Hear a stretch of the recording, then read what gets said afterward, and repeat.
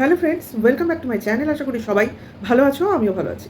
আজকে বেচুর বাড়িতে বেচুর বাবার সঙ্গে সম্পর্ক একদমই ভালো না। এটা প্রতিটা পরতে পরতে বোঝা যায়। এই যে বেচু ঘুরতে গেল, কেনাকাটি করতে গেল, বাবাকে কি কোনো স্বতঃস্ফূর্তভাবে দেখলে? কারণ কোনো পারপাস বাবাকে জোর করে নিয়ে যাওয়া হলো। হ্যাঁ, বাবা যে ভালো আমি বলছি না, কিন্তু বাবার এক এক সময় মনে হয় কোনো ঝামেলায় থাকবো না। অর্থাৎ বুঝতে পারছে যে ছেলে কোনো না কোনো নোংরামিতে বা ঝামেলায় জড়িয়ে পড়ছে, যে যাতে কিনা সে যদি আরও ইন্ধন দেয় তাহলে সে নিজেও মানে বিপদে পড়বে। অ্যাকচুয়ালি হচ্ছে উনি হলেন নির্ঝঞ্ঝাট থাকতে চান। হ্যাঁ, ঝামেলা মানে সেরকম যদি না হয় ঠিক আছে, কিন্তু যেখানে বুঝবে ঝামেলা সেই লেভেলে, উনি হলেন পিঠ বাঁচানো পাবলিক। আর এটা তো আজকে ঢ্যাঁড়স গতকাল কেন, এর আগে অনেক ভিডিওতেই পরিষ্কার করে দিয়েছে যে বেচুর সঙ্গে তার বাবার সম্পর্কটা অত্যন্ত খারাপ। প্লাস বেচুর মায়ের সঙ্গেও তার বাবার সম্পর্ক ঠিক না, গতকালকের ভিডিওতে ঢ্যাঁড়সে পরিষ্কারভাবে বলেছে।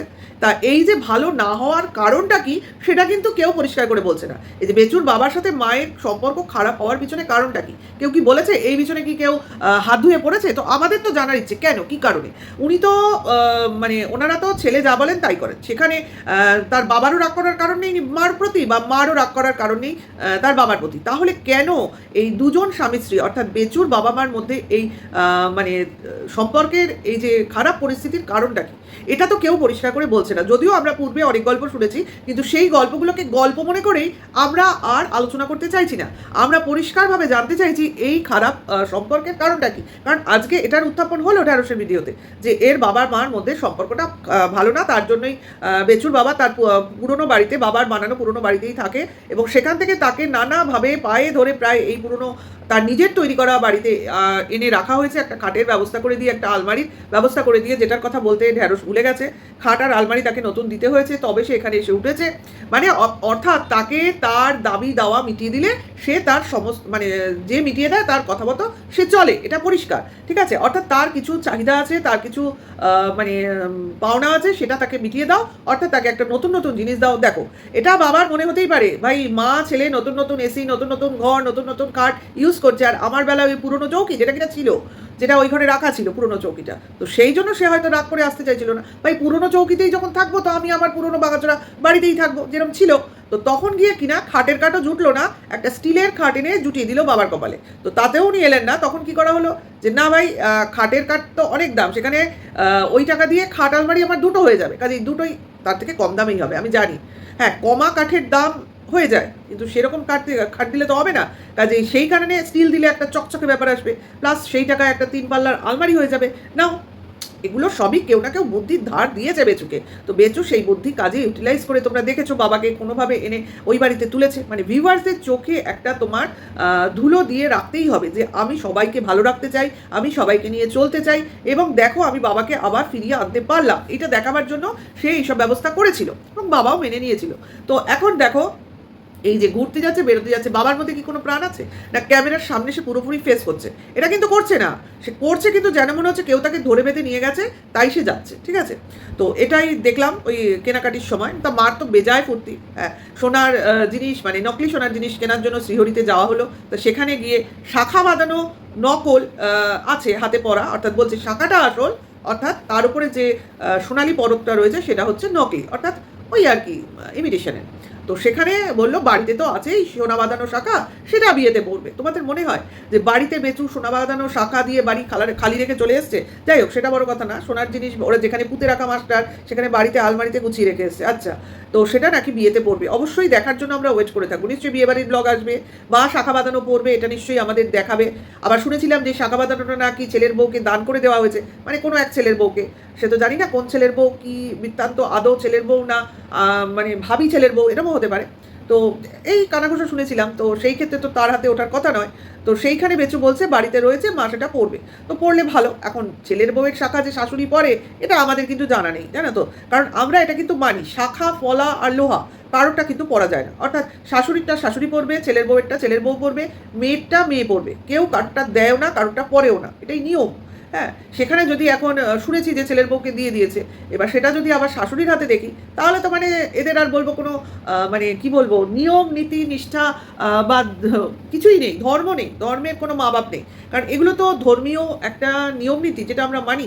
অর্থাৎ আমার স্বামীর নাম করে আমি পড়ছি, তো সেটা আমার স্বামীর নামেই আর কি ওটা সিলেক্টেড হয়ে গেল, তাই না?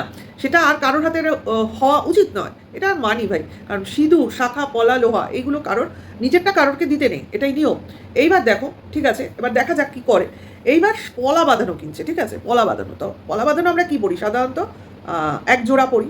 কিন্তু তুমি যদি ব্রেসলেট পলা বাঁধানো পরো তাহলে কিন্তু দুজোড়া, এই এক জোড়া পরে না, একটা পরে হাতে। তো সেই ক্ষেত্রে ওই একটা ব্রেসলেট পলা কিনে আনলো, ঠিক আছে। তো সেইখানেও আমার আরও সন্দেহটা বাসা বাঁধলো যে ভাই তাহলে শাখার বাঁধানোর সঙ্গে যেরকম বানিয়েছে তার সঙ্গে কিন্তু ব্রেসলেট পলা যায় না। আমরা ব্রেসলেট পলা বাঁধানো সাধারণত হাতে একটা পরি, তার সঙ্গে একটা লোহা বাঁধানো হলেও হতে পারে, কিন্তু ওই শাখা পলা, লোহা ওরম পড়লে ব্রেসলেট পলা যায় না। যাই হোক, দেখা যাক, হয়তো বা শাখা না পরে শুধু হাতে একটা ব্রেসলেট পলা পরার ইচ্ছে আছে, এরকম হলেও হতে পারে। তো সেক্ষেত্রে শাখা পরবে, পলা কিন্তু একটাই কিনেছে, হয় শাখা জোড়া হাতে থাকবে, পলা একটা কেউ পরে না, কাজে হয় এক হাতে পলা পরবে, আরেক হাতে কী পরবে তো দেখায়নি। বালা কেনার ইচ্ছা ছিল, বালা কিনে নিবা। ইমিটেশন বালার কত দাম হয়, যে তার দাম বলে শুনে বেচুর মা অজ্ঞান হয়ে যাচ্ছিল। কত হবে? হ্যাঁ, আমরা তো সাধারণত 700-800 টাকায় খুব ভালো বালা পেয়ে যাই, নাহলে তার কমা বালাও পাওয়া যায় ইমিটেশন, যাকে সে তাদের ব্যাপার। আর আংটি একটা কিনলো দেখলাম, বেশ গোল মার্কা, তোমার কী বলে ওগুলোকে, পাশা টাইপের আংটি, যেগুলো কানের দুল পাশা পড়ে সেরকম ডিজাইনের আংটি, যেটা কিনা ছোট বড় করা যায় সাইজ, অর্থাৎ ওই প্যাচের মতো টিপে ছোট সাইজ অনুযায়ী বড় ওরকম। তো সেই আংটি পরে বেচুর মা পড়বে। আমার না এটা ঠিক মানে হজম হলো না, মনে হলো যেন বেচু মা কারোর নাম করে কিনছে জিনিসপত্রগুলো, আমার মনে হলো। দেখো, জাস্ট বলতেই পারে, কারণ এই বয়সে ওই টাইপের আংটি বেচুর মা পড়বে, ঠিক যাচ্ছে না। যাই হোক, বেচু কেনাকাটি করছে, বেচু দেখাচ্ছে ভাই সোনার গয়না মা কিনেছে, কোথায় মা দেখাবে সেটা বেটার দেখায়, সেখানে বেচু দেখাচ্ছে, পুরো লেডিস, এটাই বলতে হয়। এর মধ্যে আরেকটা কথা না বললেই নয়, ছেলেটা যখন মার্কেটিং করে সবার সঙ্গে গাড়িতে উঠেছিল, তখন তোমরা নিশ্চয়ই দেখেছো এক প্লেট মোমো নিয়ে বাচ্চাটা খেতে বসেছিল। তার সঙ্গে সঙ্গে আমরা এটাও শুনলাম মোমোটা ছিল চিকেন মোমো, ঠিক আছে। একে তো মঙ্গলবার, বজরংবলীর পুজো, এরা খায় না কোনো আমিষ জিনিস, অথচ বাচ্চাটার জন্য কিনেছে চিকেন মোমো, যেটা কিনা সাধারণত ওদের বাড়িতে হয় না। আবার তার সঙ্গে বেচু আরও অনেক কথা বললো মোমো সম্পর্কিত। বাচ্চা নাকি চিকেন মোমোর শুধু বাইরের পরতটা খায়, ভিতরের যে পুরটা, চিকেনের যে পুরটা, পেঁয়াজ দিয়ে যেগুলো হয় সেগুলো খায় না, অর্থাৎ সেটা নিশ্চয়ই খুলে রাখে, বাইরের পরতটা মানে খোসাটা খায়, মানে পরোটাটা যেটা বলে। যাই হোক, তাহলে ওই যে পুরগুলো তো ওরা কি ফেলে দেয় নাকি ওরা নিজেরা খায়? সেগুলো স্যুপ তো বাবার হাতে ছিল। তাহলে এখান থেকে আরও একটু আমরা সন্দেহ ক্লিয়ার করে নিতে পারি, হয়তো দিনটা বজরংবলীর পুজোর দিন ছিল না, অর্থাৎ মঙ্গলবার ছিল না, ওটা কোনো একটা বুধবারই ছিল, কারণ সেমিফাইনাল, অর্থাৎ বজরংবলীর পুজোর জন্য নিরামিষ খেতে হবে, আর সেমিফাইনাল দুদিনই ছিল, মঙ্গলবার বুধবার, কাজেই বোঝা যাচ্ছে ডেটটা হয়তো বা যেটা বেড়াতে গেছিলো ওটা বুধবার, অর্থাৎ বুধবারের ভিডিওই দিয়েছে, কিন্তু ওই বেড়াতে যাওয়ার অংশটুকু, অর্থাৎ বিকেলের পোর্শনটা দিয়েছে। এবার বুধবারের সকালে কি হয়েছিল সেটা একমাত্র বজরংবলী জানে, ঠিক আছে। আশা করি তোমাদের বোঝাতে পারছি। এবার তোমরা তো সবাই বুদ্ধিমান, নিজেরা বুঝে নাও, ঠিক আছে। তো অনেক কথা বললাম, তোমরা দেখো এই জিনিসগুলো ভিডিওর মধ্যে খুঁজে, যে আমি ঠিক বলছি কিনা, সঠিক বলছি কিনা। এবং অবভিয়াসলি বেচু মশারি টাঙিয়ে শুলো। এবং এইখান একটা জিনিস বলে আমি ভিডিওটা শেষ করব, সবাই তো টিনার বেড খেয়াল করে, তাই না? দুটো বালিশ কেন, চাদর কেন, কোলবালিশ কেন, ইত্যাদি ইত্যাদি। তো বেচুর বিছানায় মশারি টাঙানো অবস্থায় নিশ্চয়ই তোমরা দেখতে পারবে যে দুখানা বালিশ রয়েছে। তো এক্ষেত্রেও কেন কথাটা পক্ষে লোকের দিয়ে জিজ্ঞেস করা উচিত, কারণ তারা তো এখন বেচুর বিরুদ্ধে সোচ্চার হচ্ছে, তাই না? তো তাদের কাছেও শুনবো আশা করি, কারণ বিছানাটা খুব সুন্দরভাবে বেচু ক্যামেরায় ফোকাস করে দেখিয়েছে মশারিটা নিয়ে, যে বিছানায় কটা বালিশ রয়েছে। আশা করি তাদের চোখেও পড়বে। তো ভিডিওটা এখানে শেষ করি। হ্যাঁ, আর শেষ করার আগে একটা কথা না বললেই নয়, ছেলেকে পুরোপুরি ট্রেনিং কিন্তু দিচ্ছে। গতকালকের ভিডিওতেও পরিষ্কার বললো, ছেলের লেখা দেখিয়ে ছেলে নিজে বলছে, তোমরা কমেন্টস করে বলো আমার লেখাটা কেমন হয়েছে। দেখেছো, বুঝতে পারছো?